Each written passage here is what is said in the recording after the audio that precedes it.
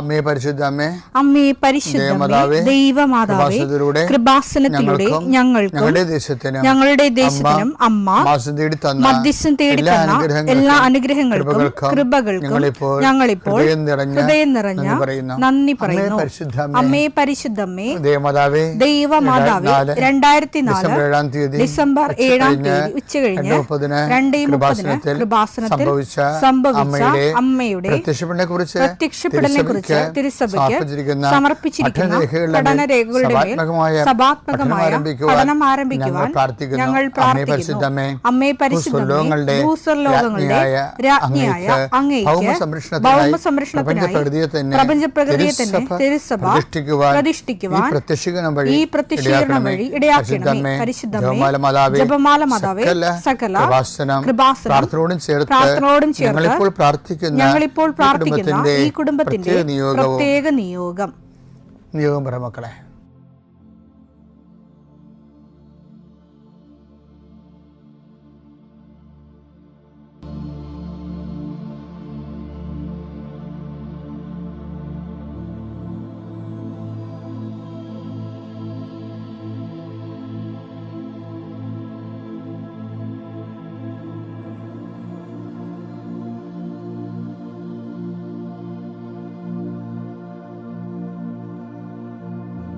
അമ്മയുടെ പ്രത്യക്ഷീകരണത്തിന്റെ ഈ അനുഗ്രഹവേളയിൽ ഞങ്ങൾക്ക് സാധിച്ചു തരുവാൻ കനിയണമേ. ആമേൻ. വിശ്വാസ പ്രമാണം. സർവശക്തനായ പിതാവും ആകാശത്തിന്റെയും ഭൂമിയുടെയും സൃഷ്ടാവുമായ ദൈവത്തിൽ ഞാൻ വിശ്വസിക്കുന്നു. അവിടുത്തെ ഏകപുത്രനും ഞങ്ങളുടെ കർത്താവുമായ ഈശോമിശിഹായിലും ഞാൻ വിശ്വസിക്കുന്നു. ഈ പുത്രൻ പരിശുദ്ധാത്മാവിനാൽ ഗർഭസ്ഥനായി കന്യകാമറിയത്തിൽ നിന്ന് പിറന്ന് പൊന്തിയോസ് പീലാത്തോസിന്റെ കാലത്ത് പീഡകൾ സഹിച്ച് കുരിശിൽ തറയ്ക്കപ്പെട്ട് മരിച്ച് അടക്കപ്പെട്ട് പാതാളങ്ങളിൽ ഇറങ്ങി മരിച്ചവരുടെ ഇടയിൽ നിന്ന് 3-ാം നാൾ ഉയർത്ത് സ്വർഗത്തിലേക്ക് എഴുന്നള്ളി സർവശക്തിയുള്ള പിതാവായ ദൈവത്തിന്റെ വലതുഭാഗത്തിരിക്കുന്നു. അവിടെ നിന്ന് ജീവിക്കുന്നവരെയും മരിച്ചവരെയും വിധിക്കുവാൻ വരുമെന്നും ഞാൻ വിശ്വസിക്കുന്നു. പരിശുദ്ധാത്മാവിലും ഞാൻ വിശ്വസിക്കുന്നു. വിശുദ്ധ കത്തോലിക്കാ സഭയിലും പുണ്യവാന്മാരുടെ ഐക്യത്തിലും പാപങ്ങളുടെ മോചനത്തിലും ശരീരത്തിന്റെ ഉയർപ്പിലും നിത്യമായ ജീവിതത്തിലും ഞാൻ വിശ്വസിക്കുന്നു. ആമേൻ. സുഖസ്ഥനായ ഞങ്ങളുടെ പിതാവേ, അങ്ങയുടെ നാമം പൂജിതമാകണമേ. അങ്ങയുടെ രാജ്യം വരണമേ. അങ്ങയുടെ തിരുമനസ് സ്വർഗത്തിലെ പോലെ ഭൂമിയിലും ആകണമേ. അന്നു വേണ്ടുന്ന ആഹാരം ഇന്ന് ഞങ്ങൾക്ക് തരണമേ. ഞങ്ങളോട് തെറ്റ് ചെയ്യുന്നവരോട് ഞങ്ങൾ ക്ഷമിക്കുന്നത് പോലെ ഞങ്ങളുടെ തെറ്റുകൾ ഞങ്ങളോടും ക്ഷമിക്കണമേ. ഞങ്ങളെ പ്രലോഭനത്തിൽ ഉൾപ്പെടുത്തരുതേ, തിന്മയിൽ ഞങ്ങൾ രക്ഷിക്കണമേ. ആമേൻ. നന്മ നിറഞ്ഞ മറിയമേ, സ്വസ്തി. കർത്താവ് അങ്ങയുടെ കൂടെ സ്ത്രീകളിൽ അങ്ങ് അനുഗ്രഹിക്കപ്പെട്ടവളാകുന്നു. അങ്ങയുടെ ഉദരത്തിൻ ഫലമായി ഈശോ അനുഗ്രഹിക്കപ്പെട്ടവനാകുന്നു. പരിശുദ്ധ മറിയമേ, തമ്പുരാന്റെ അമ്മേ, പാപികളായ ഞങ്ങൾക്ക് വേണ്ടി ഇപ്പോഴും ഞങ്ങളുടെ മരണസമയത്തും തമ്പുരാനോട് അപേക്ഷിക്കണമേ. ആമേൻ. കർത്താവേ, നിന്റെ ഉന്നതമായ നാമത്തിന് സ്തോത്രം ചെയ്യുന്നു. കർത്താവേ, നിന്റെ വിശുദ്ധ പൗരോഹിത്യത്തെ മഹത്വപ്പെടുത്തണമേ. കർത്താവേ, സഭയിലുള്ള സാന്നിധ്യം ദൃഢമാക്കണം. 40 വർഷം ഞാൻ അർപ്പിച്ച കൃപാസന ജീവനോടെ പ്രത്യക്ഷപ്പെട്ട മാതാവിൻ്റെ സാന്നിധ്യം ഈ കൃപാസനത്തിൽ വന്നിറങ്ങി പ്രാർത്ഥിച്ചു പോകുന്ന ലക്ഷോപലക്ഷം മനുഷ്യരുടെ പ്രാർത്ഥനയുടെ ശക്തിയാൽ ഞാൻ ഇന്നത്തെ ദിവസത്തെ എൻ്റെ മക്കളുടെ ആവശ്യങ്ങളെ കർത്താവിൻ്റെ ദൃശ്യം സമർപ്പിച്ചുകൊണ്ട് ആശീർവദിക്കുന്നു. കർത്താവെ, അങ്ങയുടെ മക്കളുടെ മേൽ നിൻ്റെ തിരുമുറുപാട് മരുന്നുകരം വെക്കണമേ. എൻ്റെ കർത്താവിൻ്റെ ഉന്നതമായ നാമത്തിൽ ശിരസിൻ്റെ രോഗങ്ങൾ, ബ്രെയിനിലെ സിസ്റ്റുകൾ, ബ്രെയിനിലെ ക്യാൻസറുകൾ, ബ്രെയിനുമായിട്ട് ബന്ധപ്പെട്ട മുഴുവൻ രോഗങ്ങൾ ഈ നിമിഷം ഇത് പ്രാർത്ഥന കൂടുന്ന മക്കളുടെ മേൽ കർത്താവിൻ്റെ ശക്തി ഒഴുകുകയും നീ സുഖപ്പെടുകയും ചെയ്യട്ടെ. തൊണ്ടനൊമ്പരങ്ങൾ, അത്തോൺസൈറ്റുകൾ, തൈറോയിഡുകൾ, ശ്വാസകോശ രോഗങ്ങൾ, ഉദര രോഗങ്ങൾ, പിസ്തുല രോഗങ്ങൾ, PCOD രോഗങ്ങൾ, സർവാംഗവാദ രോഗങ്ങൾ, വൃഷ്ണരോഗങ്ങൾ കർത്താവിൻ്റെ നാമത്തിൽ ഉച്ച മുതൽ ഉള്ളങ്കാര് വരെ കർത്താവിൻ്റെ രക്തം പടരട്ടെ. മരുന്ന് ലേപനമല്ല, അങ്ങയുടെ വചനമാണല്ലോ അങ്ങയുടെ മക്കളെ സുഖപ്പെടുത്തുന്നത്. വചനത്തിൻ്റെ കരുത്ത ശക്തിയാൽ യേശുക്രിസ്തു ഉന്നതമായ നാമത്തിൽ അങ്ങയുടെ മക്കൾ സൗഖ്യം പ്രാപിക്കട്ടെ. കർത്താവെ, ഇന്നത്തെ യാത്ര, ഇന്നത്തെ സംസാരം, ഇന്നത്തെ കമ്മ്യൂണിക്കേഷൻസ്, ഇന്നത്തെ ഒപ്പുകൾ, ഇന്നത്തെ എഴുത്തുകൾ, ഇന്നത്തെ ഉപയോഗിക്കുന്ന വാഹനങ്ങൾ, കർത്താവ് ഇന്ന് ചെയ്തു തീർക്കേണ്ട എല്ലാ ഉത്തരവാദിത്തങ്ങളും കണ്ടുമുട്ടുന്ന എല്ലാ വ്യക്തികളുടെ മേലും എൻ്റെ മക്കളുടെ മേൽ കർത്താവിൻ്റെ ശക്തി പ്രവർത്തിക്കുകയും മാതാവിൻ്റെ മധ്യസ്ഥത്തിൽ സഞ്ചാരി മാതാവ് സമയത്തിൻ്റെ അധികാരം നിലമേലങ്കിയാൽ നിങ്ങളെ പൊതിയുകയും സന്തോഷത്തോടെ നിങ്ങൾ രാത്രി തിരിച്ചു വരാൻ ദൈവം അനുവദിക്കുകയും ചെയ്യട്ടെ. നിത്യപിതാപുത്രൻ പരിശുദ്ധാത്മാവിനെ നയിക്കുവാവേ. എൻ്റെ പ്രിയപ്പെട്ടവരെ, നമ്മൾ ഇന്ന് കാണുന്നത് ഭാഷാവരത്തെക്കുറിച്ചാണ്. ആൾക്കാർക്ക് എപ്പോഴും കർസ്മാറ്റിക് ആധ്യാത്മിക സരണികളെ വിമർശിക്കുന്നവർക്ക് മനസ്സിലാകാത്തത് ഭാഷാവരമാണ്. ഭാഷാവരം എന്ന് പറഞ്ഞാൽ ഭാഷാവരം ഏറ്റവും കൂടുതൽ പ്രധാനപ്പെട്ടതായി വരുന്നത് ഈ രോഗശാന്തിപരവും ഭാഷാപരമായിട്ടാണ്. അവൻ ഡെലിവറൻസും ഭാഷാപരമായിട്ടാണ് കണക്ട് ചെയ്തിരിക്കുന്നത്. ഇപ്പോൾ ഉദാഹരണത്തിന് വേണ്ട വിധം പ്രാർത്ഥിക്കേണ്ടത് എങ്ങനെയെന്ന് നമുക്കറിയത്തില്ല. അതിനാൽ ആത്മാവ് തന്നെ അവാച്യമായ നെടുവീർപ്പിനാൽ നമ്മുടെ ഉള്ളിൽ നിന്ന് മധ്യസ്ഥം വഹിക്കുകയാണെന്നില്ല. റോമ 8:26 നമ്മുടെ ബലഹീനതയിൽ ആത്മാവ് നമ്മെ സഹായിക്കുന്നു. ആത്മാവിൻ്റെ സഹായമാണ് ഈ ഭാഷാപരമായിട്ട് വരണം. വേണ്ടവിധം പ്രാർത്ഥിക്കേണ്ടത് എങ്ങനെയെന്ന് വേണ്ടവിധം പ്രാർത്ഥിക്കേണ്ടത് എങ്ങനെയെന്ന് നമുക്കറിഞ്ഞുകൂടാ, നമുക്കറിയത്തില്ല. എന്നാൽ അവാച്യമായ നെടുവീർപ്പിനാൽ ആത്മാവ് തന്നെ നമുക്ക് വേണ്ടി മധ്യസ്ഥം വഹിക്കുന്നു. ആത്മാവ് നമുക്ക് വേണ്ടി മധ്യസ്ഥം. അപ്പം എന്താ പ്രശ്നം വെച്ചാൽ, ഇപ്പോൾ ഉദാഹരണത്തിന് ഈ ഭാഷാപരത്തിൽ ഒരു സിലബിൾ ഉണ്ടാവും, നോൺസെൻസ് സിലബിൾ ഉണ്ടാവും അല്ലേ? ഇപ്പം കൃപാസനത്തിലൊക്കെ ഉപയോഗിക്കണ യാ സിരിയ അറാബി, അത് എപ്പോഴും കിട്ടണമല്ലത്. ഏതെങ്കിലും ഒരു അഭിഷേക സമയത്ത് എനിക്ക് വേണ്ട 2000 അടുത്ത അല്ലെങ്കിൽ ഈ നമ്മുടെ കടലോര കൃപാവരിഞ്ഞ കാലത്ത് കിട്ടിയതാണത്. എപ്പോൾ കിട്ടിയത് ഞാൻ ഇപ്പോഴും ഓർക്കണില്ല. പക്ഷേ ഭാഷാപരത്തിൻ്റെ ഒരു രീതി എന്ന് പറയണത് അത് കിട്ടിക്കഴിഞ്ഞാൽ പിന്നെ അത് ഉപയോഗിച്ചാൽ മതി. അല്ല ഓരോ സമയത്തും ഓരോ ഭാഷാപരം അറിഞ്ഞു കിട്ടത്തില്ല. മറിച്ച് ഒരു ഭാഷാപരത്തിൻ്റെ സിലബിൾ കിട്ടിയാൽ അത് പിന്നീട് ഉപയോഗിക്കുമ്പോൾ, വിശ്വാസത്തിൽ നമ്മൾ ഉപയോഗിക്കുമ്പോൾ, ഇപ്പോൾ എന്താ പ്രോബ്ലം വെച്ചാൽ ഇപ്പോൾ ഒരാൾ പനിയാണെന്നും പറഞ്ഞ് വരുന്നത്, അപ്പം നമ്മൾ അവരെ പ്രാർത്ഥിക്കുന്നത്. പനിയാകണം നിർബന്ധമില്ല, വല്ല മഞ്ഞപ്പിത്തവരായിരിക്കും, അറിയത്തില്ലല്ലേ. അപ്പോൾ വേണ്ട വിധം പ്രാർത്ഥിക്കേണ്ടത് എങ്ങനെയെന്ന് നമുക്കറിയത്തില്ല. അതുകൊണ്ട് നമ്മൾ ആ കഥയൊക്കെ വെച്ചുകൊണ്ട് ഭാഷാപരത്ത് പ്രാർത്ഥിച്ച് കഴിയുമ്പോൾ ആത്മാവ് തന്നെ ആ യഥാർത്ഥ രോഗം വിവേചിച്ചിട്ട് കർത്താവിൻ്റെ തിരുസന്നിധി നമുക്ക് വേണ്ടി മധ്യസ്ഥം വഹിക്കും. ഇതുപോലെ തന്നെ ഈ ഒരു സ്ഥലം എടുക്കാൻ പോകുമ്പോഴും ഒരു കല്യാണം കഴിക്കാൻ പോകുമ്പോഴും ഒക്കെ ഭാഷാപരത്തെ കിട്ടിയാൽ നല്ലതാണ് ഭാഷാപരം. അല്ലെങ്കിൽ ഭാഷാപരം കിട്ടുന്നില്ലെങ്കിൽ കിട്ടുന്നവരെ നല്ലത് സ്വർഗസ്ഥനായ ഞങ്ങളുടെ പിതാവാണ്. അത് പിന്നെ ആ കുഴപ്പമില്ല. കാര്യം അതിൻ്റെ അകത്ത് ദൈവം തീരുമാനം എടുക്കാൻ പറഞ്ഞിട്ടുണ്ട്. നമ്മളങ്ങനെ അറിഞ്ഞല്ല പ്രാർത്ഥിക്കണമെങ്കിലും കർത്താവ്, ഞാനൊരു കല്യാണം കഴിക്കാൻ വേണ്ടി ഒരു പെണ്ണ് കാണാൻ പോവുകയാണ്, അല്ലെങ്കിൽ ഒരു ചെറുക്കനെ കാണാൻ പോവുകയാണ്, എനിക്കറിയത്തില്ല, നീ തന്നെ അത് സെലക്ട് ചെയ്യണം, എനിക്ക് പറ്റാത്തതാണ്, എൻ്റെ കുടുംബത്തിന് പറ്റാത്തതാണെങ്കിൽ നീ അത് ഒഴിവാക്കണം എന്ന് പറയുന്നതിന് പകരം സ്വർഗസ്ഥനായ പിതാവേ, അങ്ങയുടെ നാം പൂജിതമാകണമേ, അങ്ങയുടെ രാജ്യം വരണമേ. ഈ കേസ് എടുത്താലും എൻ്റെ ലക്ഷ്യം എന്താണ്? അങ്ങയുടെ അത് സ്വീകരിക്കാതിരിക്കുന്നതല്ല, സ്വീകരിച്ചാലും സ്വീകരിച്ചില്ലേലും അങ്ങയുടെ നാമം പൂജിതമാകണമേ. ഇപ്പോൾ എപ്പോഴും നമ്മൾ പ്രാർത്ഥനയ്ക്ക് ഒരു ഓപ്പൺനെസ് സ്പിരിറ്റുണ്ട്. പ്രാർത്ഥനയ്ക്ക് അന്തിമ തീരുമാനം കർത്താവിൻ്റെതായിരിക്കും. അത് നമ്മളെ സഹായിക്കുന്ന ഒരു സംഭവം തന്നെയാണ് ഭാഷാപരം എന്ന് പറയുന്നത്. പക്ഷേ ഭാഷാപരം അങ്ങനെ ക്വാളിറ്റിയുള്ള മറ്റു വരങ്ങളെപ്പോലെ അല്ലെന്ന് സെൻറ്റ് പോളും ആദിമസഭയും പറഞ്ഞിട്ടുണ്ട്. അതുകൊണ്ട് അത് ആക്രാന്തം മൂത്ത് ഭാഷാപരം ഇല്ലെങ്കിൽ എനിക്ക് കൃപ കിട്ടില്ലെന്നും പറഞ്ഞ് നടക്കുന്ന കുറേ മനുഷ്യരെ ഞാൻ കണ്ടിട്ടുണ്ട്. അങ്ങനെ പോകേണ്ട ആവശ്യമില്ല. നമുക്ക് നമ്മുടേതായിട്ടുള്ള പ്രാർത്ഥനകൾ തന്നെയും ദൈവസ്നേഹത്തോടെയും വിശ്വാസത്തോടെയും പ്രത്യാശയോടെയും പ്രാർത്ഥിക്കുമ്പോൾ പരിശുദ്ധാത്മാവ് തന്നെയാണ് അതിലും പ്രവർത്തിക്കുന്നത്. അപ്പോൾ ഭാഷ കിട്ടുന്നുണ്ടെങ്കിൽ അത് നല്ല കാര്യമാണ്. കിട്ടുന്നില്ലെങ്കിൽ അത് കിട്ടാൻ വേണ്ടി കിടന്നുകൊണ്ട് മത്സരം പിടിക്കുകയോ വെബ്രാളം കാണിക്കുകയോ അല്ലെങ്കിൽ അഭിനയിക്കുകയോ ഒന്നും ചെയ്യേണ്ട ഒരു കാര്യമില്ല. കാര്യം ഭാഷാപരം പറഞ്ഞാണ് സഭയെ മറ്റുള്ള ആൾക്കാർ പലരും അവമതിക്കണത്. ചില ആൾക്കാരുടെ ഭാഷാപരം കേട്ട് കഴിഞ്ഞാൽ അത് കോമഡി പോലെ തോന്നുന്നത്. അപ്പം അതിൻ്റെ അകത്ത് എന്തുമൊക്കെ സത്യസന്ധമാണോ എന്ന് നമുക്കറിയത്തില്ല, നമുക്ക് വിധിക്കാൻ പറ്റത്തില്ലല്ലോ. പക്ഷേ അതിൻ്റെ ആവശ്യമില്ല, മര്യാദയ്ക്ക് പ്രാർത്ഥിച്ചാലും മതി. പക്ഷേ അതിൻ്റെ അകത്ത് വിശ്വാസം ഉണ്ടാകണം, പ്രത്യാശ ഉണ്ടാകണം, സ്നേഹം ഉണ്ടാകണം. പക്ഷേ അതിനേക്കാളുപരി വിശ്വാസം, പ്രത്യാശ, സ്നേഹത്തിലും ഒരു പ്രാർത്ഥനയും ഹെവി ഡ്യൂട്ടി ചെയ്യത്തില്ല. ഹെവി ഡ്യൂട്ടി ചെയ്യണമെന്നുണ്ടെങ്കിൽ സമർപ്പണം വേണം. സമർപ്പണം എന്ന് പറയുന്നത് ദൈവ മനസ്സിനുള്ള സമ്പൂർണ്ണമായ കീഴ്വഴങ്ങലാണ്. അതിന് തയ്യാറായിരിക്കുന്നവൻ്റെ പ്രാർത്ഥനയ്ക്ക് മാത്രമേ അന്തിമ തീരുമാനം എൻ്റെ കർത്താവിൻ്റെതാണെന്ന് പറയുന്നവർക്കാണ് ദൈവം അതിൻ്റെ ഉത്തരം കൊടുക്കുന്നത്. Praise the Lord. അമ്മ മാതാവിനും ദേവകുമാരനും 1000 നന്ദി. എൻ്റെ പേര് ഡോൺ ബോസ്കോ ജിജി. ഞാൻ ഇടുക്കി രൂപതയിൽ നിന്നും വരുന്നു. എനിക്കിവിടെ എന്താ പറയേണ്ടതെന്ന് കറക്റ്റായിട്ട് ഒന്നും അറിയത്തില്ല. ഞാൻ 2020 ആദ്യമായിട്ട് ഉടമ്പടി എടുക്കുന്നത്. ഈ തവണയും കൂടെ കൂടി 4ാമത്തെ ഉടമ്പടി പുതുക്കാനാണ് ഞാൻ വന്നത്. സത്യസന്ധമായിട്ട് പറഞ്ഞാൽ ഈ 4 ഉടമ്പടിയിലും ആദ്യത്തെ ഉടമ്പടി നല്ലപോലെ ചെയ്തെങ്കിലും ബാക്കിയുള്ള ഉടമ്പടിയെല്ലാം ഞാൻ ഉഴപ്പുമായിരുന്നു. അച്ഛൻ്റെ പ്രസംഗം കേൾക്കുമ്പോഴും എല്ലാം വിഷമം വരുമെങ്കിലും വേറെ ഒന്നും ചെയ്യുന്നില്ല. രാവിലെ ചില ദിവസങ്ങളിൽ ഏൽക്കാൻ പറ്റുകയില്ല. പിന്നെയും ഞാനൊരു ദിവസം കഴിയുമ്പോൾ പിന്നെയും തുടങ്ങും, പിന്നെയും മുടങ്ങിപ്പോവും. ആദ്യമൊന്നും എനിക്ക് നിയോഗങ്ങൾ നോക്കുമ്പോൾ ഒത്തിരി നിയോഗങ്ങളൊന്നും ഇല്ലായിരുന്നു. എനിക്ക് പുറം രാജ്യത്തോട്ട് പഠിക്കാൻ പോകണമെന്നായിരുന്നു ആഗ്രഹം 2020 വരുന്ന സമയത്ത്. അതിനുശേഷം ഡിഗ്രി കഴിഞ്ഞു. ഞാൻ ജർമ്മൻ പഠിക്കാൻ പോകാമെന്ന് തീരുമാനമെടുത്തു. അങ്ങനെയാണ് ഞാൻ അതിനുശേഷം ആദ്യമായിട്ട് ജർമ്മൻ പഠിച്ചുകൊണ്ടിരുന്നത്. ഒരു 2 മാസം കഴിഞ്ഞപ്പം ഞാൻ ഉടമ്പടി എടുക്കാൻ വരുന്നത്.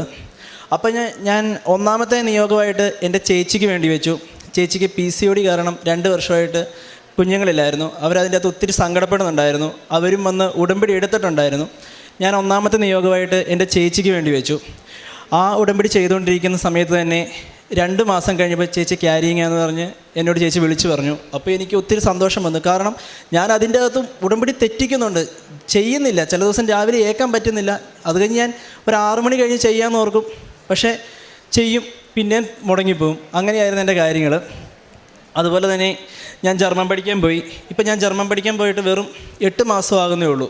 ഞാൻ സെപ്റ്റംബറിലാണ് ആദ്യമായിട്ട്, സെപ്റ്റംബർ 4 ഞാൻ ജർമ്മൻ പഠിക്കാൻ പോകുന്നത്. ആ സമയത്ത് പോയി ഇപ്പം കൃത്യം 8 മാസമാകുന്നു. എനിക്കറിയത്തില്ല, ഞാൻ A1 പഠിച്ചു, A2 പഠിച്ചു, B1 പഠിച്ചു. എല്ലാവരും സാക്ഷ്യം കേൾക്കുമ്പോൾ അറിയാമെന്ന് ഞാൻ വിശ്വസിക്കുന്നു. B2 എന്ന് പറയുന്നൊരു സബ്ജക്റ്റ് നമുക്ക് ഒരു ബാലികേറാം മല തന്നെയാണ്. എനിക്കറിയത്തില്ല അതെങ്ങനെ പാസ്സാകുന്ന പോലും അറിയത്തില്ല. ഞാൻ ശരിക്കും സംസാരിക്കുന്ന ഒരാളല്ല. എല്ലാം ചെയ്തു. പക്ഷേ എനിക്ക് എങ്ങനെയോ ഒരു തോന്നൽ തോന്നി, എനിക്കിനി എക്സാം എഴുതിയേക്കാമെന്ന്. ഞാൻ B1 മാത്രമേ പഠിച്ചിട്ടുള്ളൂ. B2 ഒരു ഇൻസ്റ്റിറ്റ്യൂട്ടിലും പോയി ഞാൻ പഠിച്ചിട്ടില്ല. ഞാൻ ഭരണങ്ങാനം അസീസിലാണ് പഠിച്ചത് B1 വരെ. പക്ഷേ ബാക്കി ഞാൻ പഠിച്ചില്ല. അതിൻ്റെ കൂട്ടുകാർ വഴി ജസ്റ്റ് കുറച്ച് ക്ലാസ് കൂടി ഇങ്ങനെയൊക്കെ ആയി. കുറച്ച് ക്ലാസ്സൊക്കെ ആയിട്ട് ഞാൻ B2 ഇങ്ങനെ എഴുതാൻ വേണ്ടി തയ്യാറായിട്ടിരിക്കുകയാണ്. ആ സമയത്താണ് എനിക്ക് ഒരു ഹൈദരാബാദ് എക്സാമിന് ഡേറ്റ് എടുത്തരാമെന്ന് പറഞ്ഞ് ഒരു ചേച്ചി വരുന്നത്. ആ ചേച്ചിയുടെ കയ്യിൽ നിന്ന് ഞാൻ 25,000 രൂപ കൊടുത്ത് ഡേറ്റിന് വേണ്ടി അപ്ലൈ ചെയ്തു. അപ്പം എൻ്റെ ചേച്ചിയും ചേച്ചിയുടെ ഭർത്താവും ഹൈദരാബാദ് തന്നെയാണ് താമസം. അപ്പം ഞാൻ നേരത്തെ അങ്ങോട്ട് പോയി, ക്ലാസ്സൊന്നും കൂടുന്നില്ല, ഞാൻ നേരത്തെ ഹൈദരാബാദിലോട്ട് പോയി. എക്സാം എഴുതുന്ന ഡേറ്റ് ആകുമ്പോഴത്തേക്കും ചെല്ലാലോ എന്ന് ഓർത്ത്. അപ്പോൾ ചേച്ചി പറഞ്ഞു, കൺഫർമേഷനാണ്, നീ പൊക്കോ, ഒരു കുഴപ്പമില്ല. അവിടെ ചെന്ന് ഒരാഴ്ച കഴിഞ്ഞപ്പോഴത്തേക്കും പറഞ്ഞു, എടാ ആ ഡേറ്റ് കിട്ടില്ലെന്ന് പറഞ്ഞു. അപ്പോൾ എനിക്ക് ആകെ വിഷമമായി. കാരണം എക്സാം എഴുതാൻ വേണ്ടി കുത്തിയിരുന്ന് പഠിക്കുന്നു, B2 അറിയത്തില്ല, എന്നാലും ഒരു വിശ്വാസത്തിൻ്റെ പുറത്ത് പോവുക.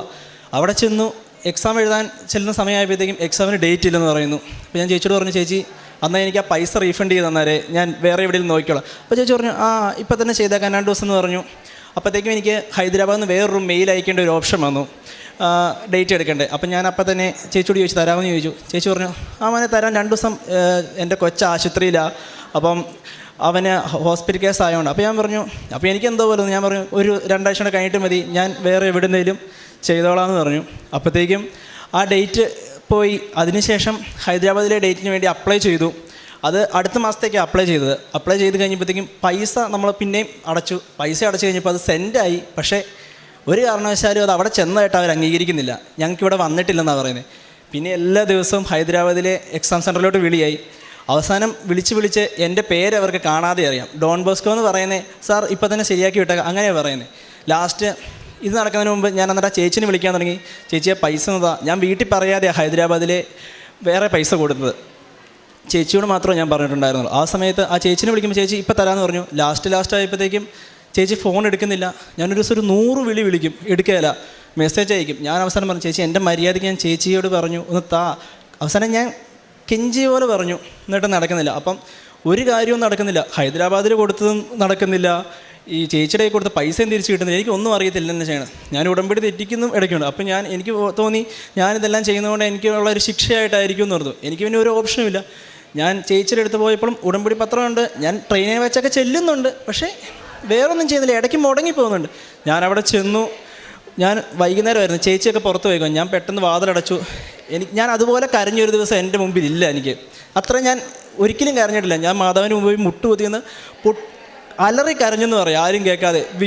വായി പൊത്തിയാണ് ഞാൻ കരഞ്ഞത്. ഞാൻ പറഞ്ഞു, മാതാവി എനിക്കത് വേണം, ഒത്തിരി പൈസയൊന്നും എൻ്റെ ഇല്ല, ഞാനിത് എവിടുന്ന് ഇനി വീട്ടുകാരോട് പറയുമെന്ന് അറിയത്തില്ലാതെ ഞാൻ നിൽക്കുക.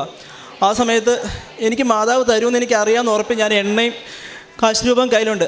4 വർഷമായിട്ട് എൻ്റെ കഴുത്തിലൊരു കൊന്തയുണ്ട്, അതേ അമ്മ മാതാവിൻ്റെ ആ കാശ് രൂപം ഞാൻ ഇട്ടിട്ടുണ്ട്. ഇതുവരെ അത് ഊരാനൊരു ഇടം എനിക്ക് ഉണ്ടായിട്ടില്ല. ഞാൻ എന്നിട്ട് പ്രാർത്ഥിച്ച് കരഞ്ഞ് അളിയൻ്റെ ബൈക്കും എടുത്ത് ഞാൻ പുറത്തോട്ട് പോയി. ജസ്റ്റ് ഒരു കടയിൽ ചെന്ന് സാധനം മേടിക്കുമ്പോൾ എൻ്റെ കണ്ണ് നിറയുക. അപ്പോൾ അവർ ചോദിച്ചു, എന്നാ മലയാളികൾ അവിടെയുള്ള റെസ്റ്റോറൻറ്റുകാർ എന്നാ പറഞ്ഞു. ഞാൻ പറഞ്ഞു, പൊടി പോയതാന്ന് പറഞ്ഞിട്ട് ഞാനാണെങ്കിൽ പേയ്മെൻറ്റ് ചെയ്യാൻ വേണ്ടി എൻ്റെ ഫോൺ എടുക്കുമോ, അത്രയും ദിവസം എന്നെ ബ്ലോക്ക് ചെയ്തിട്ട് ചേച്ചി, ഫോൺ എടുക്കാത്ത ചേച്ചി, മെസ്സേജ് അയച്ചിട്ട് എടുക്കാത്ത ചേച്ചി, വേറൊരു അക്കൗണ്ടിൽ നിന്ന് എനിക്ക് ആ പൈസ മൊത്തം ഫണ്ട് ചെയ്തേക്കുക. അത് കണ്ടപ്പോഴത്തേക്കും എനിക്ക് കരച്ചിൽ. ഞാൻ അപ്പം തന്നെ എൻ്റെ അമ്മേനെ വിളിച്ച് പറഞ്ഞു, കിട്ടി, ഇനിയിപ്പോൾ എന്നാ ചെയ്യേണ്ടതെന്ന് എനിക്ക് അറിയത്തില്ല, ഇതൊന്നും എൻ്റെ കഴിവല്ല, ഉടമ്പടി തെറ്റിക്കുന്നുണ്ട്. അങ്ങനെ എന്തെങ്കിലും ഒരു അനുഭവം കിട്ടുമ്പോഴത്തേക്കും ഞാൻ കരഞ്ഞു പോകും. മാതാവിനോട് ഒത്തിരി ഇഷ്ടമുണ്ട്, പ്രാർത്ഥനയുണ്ട്, പക്ഷേ ഉടമ്പടി തെറ്റുന്നത് മാത്രം എനിക്കത് തെറ്റായിട്ട് കാണുന്നുള്ളൂ. അങ്ങനെ ഇരിക്കുക. അപ്പം എനിക്ക് ഒത്തിരി ഹാപ്പിയായി, ദൈവമേ കിട്ടുക. അപ്പോഴത്തേക്കും ഹൈദരാബാദിൻ്റെ ഡേറ്റിൻ്റെ കേസായി. അവിടെ അവർ കിട്ടുമല്ലെന്ന് പറയുന്ന രീതിയിലായി ലാസ്റ്റ്. അപ്പോഴത്തേക്കും ഞാൻ കൊച്ചി, ട്രിവാൻഡ്രം, ഗൊയ്ത്തയിൽ മെയിൽ അയച്ചു, ഒരു എക്സാം ഡേറ്റ് കിട്ടണേ, എനിക്ക് എങ്ങനെയും ഒന്ന് എക്സാം എഴുതണം. അപ്പം കൊച്ചി, ട്രിവാൻഡ്രം മെയിൽ അയച്ച് എക്സാമിൻ്റെ ഡേറ്റ് വരുമ്പോൾ ഞാൻ ആദ്യം മാതാവിനോട് പ്രാർത്ഥിച്ചു. ഇവർ പറഞ്ഞിരുന്നത്, ഹൈദരാബാദ് പറഞ്ഞിരുന്നത് മെയ് ലാസ്റ്റാണ് എക്സാം എന്നാണ്. അപ്പം കൊച്ചി, ട്രിവാൻഡ്രത്തിൻ്റെ വരുന്നത് മെയ് 1. അപ്പം ഞാനാണെങ്കിൽ പ്രാർത്ഥിച്ചു, മാതാവ് എനിക്കൊരു ഡേറ്റ് തരുവാണെങ്കിൽ മെയ് 1 തരണം, മെയിൽ അയച്ച് കിട്ടുന്നത്. ഹൈദരാബാദ് കിട്ടുന്നത് ലാസ്റ്റാണെന്ന് എനിക്ക് അറിയുകയും ചെയ്യാം. കുറേ ദിവസമായിട്ട് മെയിൽ അയച്ചു, ഒന്നും വരുന്നില്ല, ഇവരുടെ കൺഫർമേഷൻ വരുന്നില്ല. ഞാനൊരു ദിവസം രാവിലെ 5:30 പ്രത്യക്ഷീകരണ പ്രാർത്ഥന എല്ലാം വേണ്ടി ആ സമയത്ത് ഞാൻ കറക്റ്റായിട്ട് ചെയ്യാൻ തുടങ്ങി. പിന്നെ 5:30 ഏറ്റു പ്രത്യക്ഷീകരണ പ്രാർത്ഥന ചെല്ലിക്കൊണ്ടിരുന്നു. അപ്പോൾ ഞാൻ ആരുമില്ല, ചേച്ചിയെല്ലാം അവരെല്ലാം ഉറക്കമാണ്. ഞാനാണെങ്കിൽ കരഞ്ഞ് പ്രാർത്ഥിച്ചു, മാതാവേ എനിക്കിന്ന് കൺഫർമേഷൻ മെയിൽ വരണം, അല്ലാതെ എന്നെക്കൊണ്ട് പറ്റുകയില്ല, ഇത് ഞാൻ എന്തോരം നാളായിട്ട് നോക്കിയിരിക്കുന്നതെന്ന് പറഞ്ഞു. എന്നിട്ട് പഠിക്കാനുണ്ടായിരുന്നു ഒത്തിരി സങ്കടവും കരച്ചിലും, കാരണം ഞാൻ കയറി പിന്നെയും കിടന്നൊന്നും ഉറങ്ങി. രാവിലെ ഒരു 11 മണിയായപ്പോൾ ചുമ്മാ ഫോൺ എടുത്ത് നോക്കിയപ്പോൾ ഹൈദരാബാദിൽ നിന്ന് മെയിൽ വന്നേക്കുക, നിങ്ങൾക്ക് കൺഫർമേഷൻ ആയിട്ടുണ്ടെന്ന് പറഞ്ഞ്. അപ്പോഴത്തേക്കും എനിക്ക് പിന്നെയും കരച്ചിൽ വരാൻ തുടങ്ങി. പിറ്റേ ദിവസം രാവിലെ ഇനിയും ഞാൻ ഡേറ്റ് ഇട്ട് പ്രാർത്ഥിക്കാൻ പോവാം. നമ്മൾ സാക്ഷ്യം കേൾക്കുമ്പോൾ ഡേറ്റ് ഇട്ട് പ്രാർത്ഥിക്കണം. അപ്പോൾ എനിക്ക് മാത്രം തന്നെ ഇങ്ങനെയൊന്നും വരാത്ത ഞാൻ ഒത്തിരി ആലോചിക്കും. അപ്പോൾ ഞാനത് കഴിഞ്ഞ് പിറ്റേ ദിവസം ഏറ്റു. അപ്പോൾ എനിക്കൊരു കോൺഫിഡൻസാണ്, മാതാവ് എനിക്ക് തരാൻ തുടങ്ങി, ഇനി എൻ്റെ കയ്യിലെല്ലാം എന്ന് പറഞ്ഞ് ഞാൻ പിറ്റേ ദിവസം ഏറ്റു. മാതാവ് തരുന്നുള്ള രീതിയിൽ ഞാൻ പ്രാർത്ഥിക്കാൻ തുടങ്ങി. മാതാവേ, എനിക്ക് കൊച്ചിയിലും ഡേറ്റ് വേണം, ആ ഡേറ്റ് നാളെ തന്നെ വരുവാൻ വേണം, വരുന്നത് ആദ്യത്തെ ആഴ്ച തന്നെ കിട്ടണം എന്ന് പറഞ്ഞു, അത് കൊച്ചിയിൽ തന്നെ കിട്ടണം എന്ന് പറഞ്ഞു. ഇത് ഡേറ്റ് വരുന്നത് ഒന്നെങ്കിൽ കൊച്ചിയിലായിരിക്കും, അല്ലെങ്കിൽ ട്രിവാൻഡ്രത്തായിരിക്കും. ഒന്നെങ്കിൽ ആദ്യത്തെ ഒരാഴ്ച അല്ലെങ്കിൽ ലാസ്റ്റത്തെ ഒരാഴ്ച വന്നു കഴിഞ്ഞാൽ ഞാൻ ഈ അടച്ച പൈസ എല്ലാം പോവുകയും ചെയ്യും. ഹൈദരാബാദിലെ എക്സാം മാത്രം എഴുതാനും പറ്റുള്ളൂ. അത്ര നേരം ഹൈദരാബാദ് ഉണ്ടെന്ന് ഓർത്ത് തന്നെ നമ്മൾ ഇരിക്കുക, കൺഫർമേഷൻ വന്നിരിക്കുക. അപ്പം രാവിലെ പ്രാർത്ഥന കഴിഞ്ഞ് അന്ന് പഠിച്ച് ഒരു 9 മണിയായപ്പോൾ എൻ്റെ കൂട്ടുകാരനെ വിളിച്ചു. ഞാനിങ്ങനെ സംസാരിച്ചുകൊണ്ടിരിക്കുമ്പോൾ ഒരു മെയിൽ വന്നു. നോക്കിക്കഴിഞ്ഞപ്പോൾ കൊച്ചിയിലെ മെയിൽ എനിക്ക് വന്നു, കൺഫർമേഷൻ ആയിട്ടുണ്ടെന്ന് പറഞ്ഞ്. അതും 3, 4 എന്ന ദിവസങ്ങളിൽ ആദ്യത്തെ ആഴ്ച തന്നെ എനിക്ക് കൺഫർമേഷൻ മെയിൽ വന്നു. അങ്ങനെ അതെല്ലാം ഓക്കെ ആയി ഒരു രീതി ഇങ്ങനെ പോവുകയായിരുന്നു. അപ്പോഴാണ് ഇതുവരെ എൻ്റെ വീട്ടുകാർക്ക് മാത്രം അറിയുന്ന ഒരു കാര്യം, ഞാൻ കൂട്ടുകാരോട് പോലും പറഞ്ഞിട്ടില്ല. എനിക്ക് എൻ്റെ ഒരു ഫ്രണ്ട് വഴി ജർമ്മനിയിൽ ഒരു സ്കൂളിൽ അഡ്മിഷൻ എടുത്തു തരാൻ അവൻ നോക്കിയായിരുന്നു. അപ്പം ആദ്യം ഞങ്ങൾ മെയിലൊക്കെ അയച്ചു. പുള്ളി പറഞ്ഞു, ഒന്നും പറഞ്ഞില്ല. കുറേ ദിവസമായിട്ട് ഞാൻ അവനോട് ഇടയ്ക്ക് കേടാ, എന്നാടാ പുള്ളി ഒന്നും റിപ്ലൈ തരാത്തേ. അപ്പോൾ ഞാൻ പ്രാർത്ഥിക്കാൻ തുടങ്ങി, എനിക്കൊരു റിപ്ലൈ തരണമെന്ന്. അങ്ങനെ ഒരു ദിവസം രാവിലെ 5:30 ഞാൻ പ്രാർത്ഥിച്ചപ്പം ഒരു 1.5 മാസം മുമ്പ് അയച്ച മെയിലാണ്. കൃത്യം പിറ്റേ ദിവസം പ്രാർത്ഥിച്ചതിൻ്റെ അന്ന് ഒരു 9:30-10 മണിയായപ്പോൾ എനിക്ക് മെയിൽ വന്നേക്കുക, ഇന്നാണ് നിങ്ങളുടെ സൂം മീറ്റിംഗ്, ഈ സൂം മീറ്റിംഗ് നിങ്ങൾ പങ്കെടുക്കണം, വൈകുന്നേരം 7 മണിക്കാണ് സൂം മീറ്റിംഗ് എന്ന് പറഞ്ഞു. എനിക്കറിയത്തില്ല എന്ത് ചെയ്യണം, പ്രാർത്ഥിക്കുന്നതെല്ലാം പിറ്റേ ദിവസം നടക്കുന്നു. അപ്പോൾ എനിക്ക് ഏറ്റവും വിഷമം വരുന്ന കാര്യം എന്ന് വെച്ചാൽ, ഞാൻ ഈ ഉടമ്പടി ഉഴപ്പുന്നുണ്ടല്ലോ, അതാണ് എൻ്റെ ഏറ്റവും സങ്കടം.